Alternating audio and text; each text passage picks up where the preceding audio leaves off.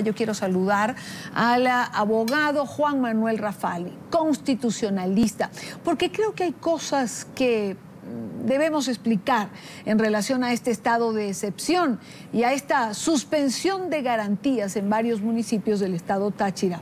Doctor Rafali, muy buena tarde, gracias por estar con nosotros. Hola, buenas tardes, Dania, gracias por la invitación. Dentro de la legalidad, yo quería preguntarle, ¿se han hecho las cosas de una forma coherente? Es decir, ¿se ha dictado un estado de excepción? Posteriormente se habló de suspensión de garantías. ¿Se ha respetado el camino a seguir cuando se comienza un proceso de esta dimensión? Sí, a ver, bueno, el estado de excepción está previsto en nuestra Constitución, como en la mayoría de las constituciones del mundo, como un estado, digamos, de necesidad para atender situaciones puntuales que puede llegar a meritar la suspensión de ciertas y determinadas garantías constitucionales. En Venezuela el estado de excepción se puede dar por un estado de conmoción interna, por un conflicto exterior, por una emergencia económica, por cierto, es decir, varias circunstancias que están expresamente previstas en la Constitución y que para cada una de ellas se prevé un tiempo máximo de duración de ese estado de excepción, que por ser una anormalidad constitucional no es deseable, es una medida extrema. El procedimiento es que el presidente en efecto propone un decreto o dicta el decreto de excepción con una serie de medidas y establece la duración que aspira para esa suspensión, o mejor dicho, esa excepcionalidad constitucional, y lo manda a la Asamblea Nacional dentro de los 8 días siguientes, y será la Asamblea Nacional la que tenga que aprobar si se justificaba o no el estado de excepción, las medidas que se piensan tomar, las garantías que se plantea suspender y por cuánto tiempo, etcétera. Es decir, hay un doble control del poder público, de manera que no sea el presidente unipersonalmente quien decida. Lo que ocurre es que en Venezuela sabemos que la Asamblea Nacional no es capaz de tomar ninguna decisión en base a su leal saber y entender, sino que son todas aprobadas de inmediato cuando vienen del presidente de la República.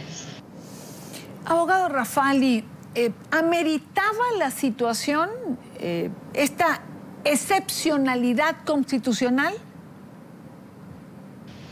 Bueno, esa pregunta es muy buena. Definitivamente no. Yo pondría esto en términos, digamos, al reverso para tratar de entenderlo. ¿Cuál era el tipo de medidas que había que dictar solamente suspendiendo garantías o a través de un estado de excepción? Bueno, exactamente las mismas que el presidente plantea, digamos, ejecutar, y realmente no hay ninguna necesidad de suspender garantías constitucionales para tomar las medidas que en esa materia podría tomar el presidente de la República, que además, dicho sea de paso, tiene una ley habilitante que todavía está vigente para legislar en temas fronterizos y tomar medidas excepcionales. De modo que esto es absolutamente innecesario e inconveniente e injustificado desde el punto de vista constitucional. Lo que pasa es que todo pareciera indicar que esa no es la verdadera motivación en cuanto a la emisión de este decreto y a su posterior aprobación. Es decir, hay para mí una verdadera intención de distraer la atención pública de los temas gravísimos que tiene el país y que en términos electorales al gobierno les está pesando mucho según las encuestas, y se está recurriendo al mismo expediente que ya sabemos de siempre buscar un conflicto externo. Se trató de hacer con el Esequibo, ahora se está tratando de hacer evidentemente a nivel fronterizo con Colombia, y todo esto es pues la vieja estrategia de los gobiernos que se sienten perdidos y buscan aglutinar internamente a su gente con conflictos a nivel internacional. Es decir, un guión de corte nacionalista que, como usted señala, de alguna manera aglutine a los venezolanos alrededor de la posición de Nicolás Maduro. Desviar el foco de atención de los problemas reales que está viviendo Venezuela. Sí, indiscutiblemente esos son los costos de una medida que, como te digo, y Dania, no pasó por un test de proporcionalidad, de razonabilidad. O sea, una medida tan extrema como dictar un estado de excepción es para enfrentar una situación realmente grave.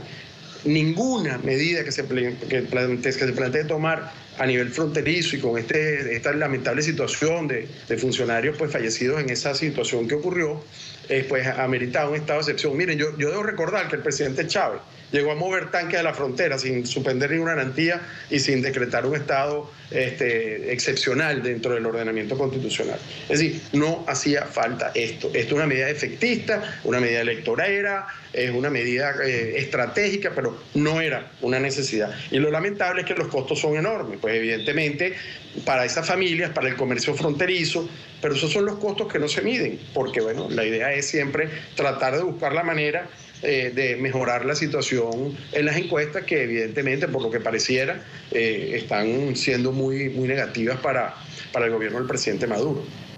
Gracias al abogado constitucionalista venezolano Juan Manuel Rafali por acompañarnos. Cómo no, muchas gracias a ustedes. Saludos y a la orden. De nuevo vamos a la frontera. Jesús Prado está con nosotros. Jesús. Y Dania,